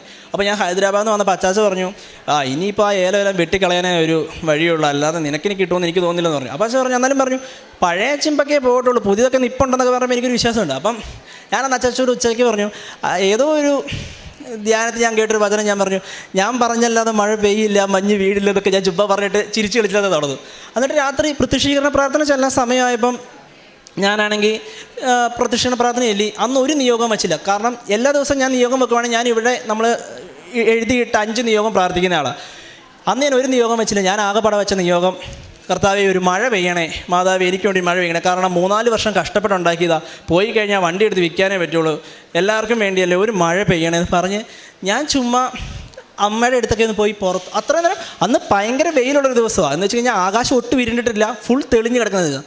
ഞാനത് പറഞ്ഞ് എൻ്റെ വാതിൽ തുറന്ന് അമ്മയോട് ഒരു 5 മിനിറ്റ് വർത്താനം പറഞ്ഞ് പുറത്തോട്ട് ഇറങ്ങി നോക്കിയപ്പോൾ ദേ ഇടി വെട്ടാൻ തുടങ്ങി. അപ്പോഴത്തേക്ക് ഞാൻ അച്ഛനോട് പറഞ്ഞു, അച്ഛൻ ഞാൻ പ്രാർത്ഥിച്ചുള്ളൂ, ദേ മഴ പെയ്യാൻ തുടങ്ങിയെന്ന് പറഞ്ഞു. അപ്പോൾ ഞാൻ നിൽക്ക് മഴ പെയ്യട്ടെ എന്ന് പറഞ്ഞു. ഒരു 5 മിനിറ്റ് കഴിഞ്ഞപ്പോഴത്തേക്കും അന്ന് നല്ലൊരു മഴ അങ്ങ് പെയ്തു. എനിക്ക് ഇതിപ്പോൾ ഞാൻ പറയണോ വേണ്ടെന്ന് പലതവണ ആലോചിക്കാൻ, കാരണം പലർക്കും ഇതൊരു യുക്തിക്ക് നിരക്കുമെന്ന് എനിക്ക് അറിയത്തില്ലായിരുന്നു. പക്ഷേ എനിക്ക് കിട്ടിയൊരു സാക്ഷ്യം ഞാൻ എന്തിനാ പറയാതിരിക്കുന്നത്? മാതാവ് നന്നായിട്ട് തന്നെ ഞാൻ വിശ്വസിക്കുന്നത്. കാരണം അത്രയും ദിവസം മഴ പെയ്യാതെ ഉണങ്ങി നിന്ന ദിവസം ഞാൻ വന്ന് പ്രാർത്ഥിച്ചു. എന്നിട്ട് മാതാവിനോട് മഴ തരണമെന്ന് പ്രാർത്ഥിച്ച് അന്ന് തന്നെ ഞാൻ പ്രാർത്ഥന കഴിഞ്ഞ് റൂമിൻ്റെ പുറത്തിറങ്ങിയപ്പോൾ ഇടി വെട്ടാൻ തുടങ്ങി. 2 മിനിറ്റ് കഴിഞ്ഞപ്പോൾ എൻ്റെ ഏലം മൊത്തം, അവിടുത്തെയുള്ള പ്രദേശത്തുള്ള ഏലം മൊത്തം നനയുന്ന രീതിയിൽ, പിന്നെ വെള്ളം ഒഴിക്കേണ്ടാത്ത രീതിയിൽ മഴ പെയ്തു. പിന്നെയും വെയിൽ വന്നു. പക്ഷേ ഞാൻ പ്രാർത്ഥിച്ചത് എനിക്ക് ഉത്തരം തല്ലി. ഉടമ്പടി എൻ്റെ ജീവിതത്തിൽ വന്നേ പിന്നെ എനിക്ക് പ്രാർത്ഥനാ ജീവിതത്തിൽ വന്ന മാറ്റം എന്ന് വെച്ചാൽ, ഞാൻ പണ്ടൊക്കെ ആണെങ്കിൽ ഒരു 1.5 മാസം 2 മാസം കൂടെ കുമ്പസാരിക്കുന്ന ഒരാളായിരുന്നു. ഞാൻ കൃത്യമായിട്ട് ഇപ്പോൾ ചെയ്യുന്ന ഒരു കാര്യം എന്ന് പറഞ്ഞാൽ 2 ആഴ്ച കൂടുമ്പോൾ ഞാൻ കുമ്പസാരിക്കും. അത് എവിടെയാണെങ്കിലും ശരി. ഞാൻ ഹൈദരാബാദ് ആയിരുന്നപ്പോഴും ശരി, എനിക്ക് അറിയത്തില്ലാത്തൊരച്ഛനാണ്. ഞാൻ അച്ഛനെ വിളിച്ച് ചോദിച്ചു, അച്ഛാ എനിക്കൊന്ന് കുമ്പസാരിക്കണം. അച്ഛൻ പറഞ്ഞു രാവിലെ വന്നേക്കാൻ പറഞ്ഞു. ഞാൻ പോയി കുമ്പസാരിച്ചു. എവിടെയാണേലും 2 ആഴ്ച കൂടുമ്പോൾ ഞാൻ കുമ്പസാരിക്കുന്നുണ്ട്. അതുപോലെ തന്നെ പറ്റുന്ന പോലെ എന്നെക്കൊണ്ട് പാവങ്ങളെ ഞാൻ സഹായിക്കുന്നുണ്ട്. അത് വേറെ ആരും കാണിക്കാൻ വേണ്ടില്ല, നമുക്ക് പറ്റുന്ന പോലെ ചെറുതായിട്ട് ചെയ്യുന്നുണ്ട്. പിന്നെ അതുപോലെ തന്നെ ക്രൈസ്തവരായിട്ടുള്ളവരെ ഞാൻ 2-3 പേരെ കൊണ്ടുവന്നിട്ടുണ്ട്. ഇന്ന് തന്നെ എൻ്റെ കൂടെ ഒരു കൊച്ചു വന്നിട്ടുണ്ട്, ഞാൻ കൃപാസനത്തെക്കുറിച്ച് പറഞ്ഞിട്ട്. അങ്ങനെയൊക്കെയാണ് എനിക്ക് ഉടമ്പടി വഴി കുറച്ചും കൂടെ ജീവിതത്തിൽ വളർച്ച നേടാനും മറ്റുള്ളവരിലേക്ക് ഇത് എത്തിക്കാനും പറ്റിയത്. വളരെ വ്യക്തമായിട്ട് സാക്ഷ്യം പറയാനായിട്ട് ഈ മകനെ ദൈവം അനുവദിച്ചു എന്നുള്ളതാണ്. ഒന്നാമത്തെ ഉടമ്പടിയിലേക്ക് കടന്നു വരുവാനായിട്ടൊരു വ്യക്തമായിട്ടൊരു ശീലം ഒരു പക്ഷേ ഈ സാക്ഷ്യത്തിൽ മനസ്സിലാക്കുന്ന അപ്പച്ചനിൽ നിന്നാണ്. അപ്പം ഇപ്പോൾ ഒരു മാതാവിൻ്റെ രൂപം കണ്ടാലും ഒരു എത്രയെന്തയുള്ള മാതാവെങ്കിലും ചൊല്ലണം, അല്ലെങ്കിൽ ചൊല്ലി പഠിപ്പിച്ചിട്ടുള്ളൊരു ശീലം എന്തുകൊണ്ടാണ് പറഞ്ഞാൽ അച്ഛൻ ഒരു ആരാധനയിൽ ഒരിക്കൽ പറയുന്നുണ്ട്. അതായത് മാതാവുമായിട്ട് നമ്മുടെ ചെറുപ്പ കാലഘട്ടത്തിലോ അല്ലെങ്കിൽ നമ്മുടെ വളർന്ന കാലഘട്ടത്തിലോ ആരെങ്കിലും പറഞ്ഞു തന്നതിന് ശേഷമോ മാതാവുമായിട്ടൊരു അടുപ്പമുള്ളവരെയൊക്കെയും മാതാവ് ഉടമ്പടിയിലേക്ക് ക്ഷണിക്കുന്നതും ആ ക്ഷണനത്തിന് ശേഷം വലിയ സാക്ഷ്യങ്ങൾ പറയാൻ ദൈവപിതാവ് ഇടവരുത്തുന്നതും ഒരുപാട് പേര് ഇവിടെ സാക്ഷ്യത്തിൽ പറയുന്നത്. അപ്പം അങ്ങനൊരു ശീലം ഈ ഒരു വ്യക്തിക്ക് ഉണ്ടായിരുന്നു എന്നുള്ളത് ആ മകൻ തന്നെ സാക്ഷ്യത്തിൽ പറയുന്നുണ്ട്. രണ്ടാമത്തത്, ഉടമ്പടി ജീവിതത്തിൽ പലപ്പോഴായിട്ടും വീഴ്ചകൾ വരുമ്പോഴും ഒരുപാട് വിഷമത്തോടു കൂടിയാണ് അതിനെ കാണുന്നത്. കാരണം ഒരു ചെറുപ്പകാലഘട്ടത്തിലുണ്ടാകുന്ന കുറേയേറെ സാഹചര്യങ്ങളും മടിയും അലസ്യതയും എല്ലാം ഇതിൻ്റെ ഭാഗമായിട്ടിരിക്കുമ്പോഴും മാതാവുമായിട്ടുള്ളൊരു ബന്ധം, അതിലൊരു വിഷമവും ബുദ്ധിമുട്ടും ഒക്കെ തോന്നി വീണ്ടും പ്രാർത്ഥിച്ച് ഇപ്രാവശ്യം ഉടമ്പടി പുതുക്കുന്ന, ഇപ്പോൾ ഈ ഒരു ലാസ്റ്റ് പുതുക്കിലും ഉടമ്പടി കൃപയോടെ ജീവിക്കണം എന്നുള്ളൊരു വലിയൊരു സാക്ഷ്യം അല്ലെങ്കിൽ വലിയൊരു നിയോഗം വെച്ചിട്ടാണ് ഇവിടെ നിന്ന് പോകുന്നത്. അപ്പം ഏറെ പ്രത്യേകിച്ച് പരീക്ഷ ജയിച്ചതായിട്ട് ബന്ധപ്പെട്ടതാണ് സാക്ഷ്യം. ഇപ്പോൾ ഇവിടെ ഒരുപാട് വിദ്യാർത്ഥിനികൾ സാക്ഷ്യം പറയുന്നൊരു മേഖലയാണ്. B2 എക്സാമിനെക്കുറിച്ചും ജർമ്മൻ ലാംഗ്വേജിനെക്കുറിച്ചും ഏകദേശം എല്ലാ ദിവസവും ആരെങ്കിലും 1-2 പേരായിട്ട് ഇവിടെ പറഞ്ഞു. അപ്പോൾ അത്രത്തോളം സാക്ഷ്യത്തിൽ ഈ ഒരു കാര്യങ്ങൾ അഡ്രസ്സ് ചെയ്യപ്പെടുന്നുണ്ട്.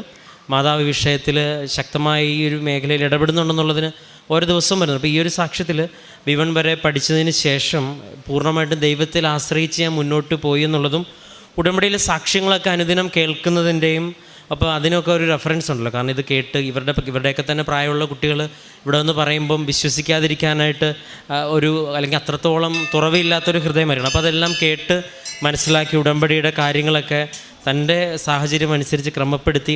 എങ്കിലും ഈ മകൻ്റെ സാക്ഷ്യം പറയുമ്പം മാതാവിൻ്റെ ഒരു മധ്യസ്ഥതയിലെടുക്കുന്ന ഈ ഉടമ്പടിയിൽ ഒരു പക്ഷേ ഒരുപാട് സാക്ഷ്യങ്ങൾ വായിക്കുമ്പോൾ നമുക്ക് മനസ്സിലാകുന്നത് ഒരു പക്ഷേ ഉടമ്പടി എടുത്ത ആൾ ഒരു അത്രയും ഗൗരവമായിട്ട് ഇത് എടുക്കാത്തപ്പോഴും മാതാവ് ഇങ്ങനെ ഒന്ന് പുറകെ നടന്ന ആ വ്യക്തിയെ, പ്രത്യേകിച്ച് ചെറുപ്പക്കാരായിട്ടുള്ള ഒരു സാക്ഷ്യം പറയുമ്പം ഇതുപോലെ ഇതേ രീതിയിൽ ഈ ടൈപ്പിൽ തന്നെ ഒരുപാട് പേരുടെ സാക്ഷ്യം പറയുന്നത് ഇപ്പോൾ ഓർക്കണുണ്ട്. കാരണം ഒരു പക്ഷേ ഇവരിലൂടെ എന്തോ ഒരു ദൈവിക പദ്ധതി അമ്മ ലക്ഷ്യം വെച്ചിട്ടുണ്ടാവാം.